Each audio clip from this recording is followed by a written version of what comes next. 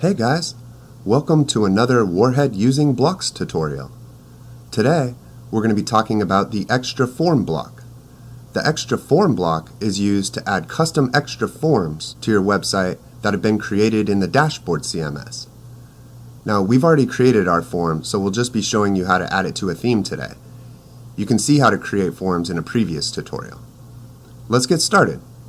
The first thing we want to do is navigate to the page that we want to add our extra form to. Since we're going to be adding a Contact Us form today, we're going to navigate to the Contact page.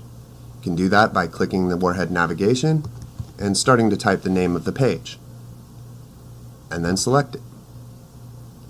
Now we're on the Contact Us page. Our form is going to go right underneath this text here, so we need to select the sector that we're going to be placing our extra form block in. Just like that.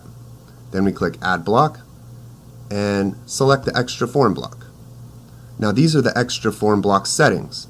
The heading type, which is an H2, the heading text, which can be something very simple like send a message, the extra form, which we've already created as I mentioned, so we're going to select that, and the button text, which is going to be left as submit.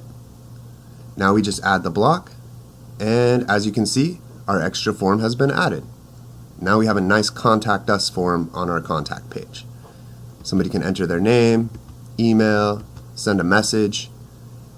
You can reduce spam by using the reCAPTCHA, and we have our submit button here, which submits the actual form.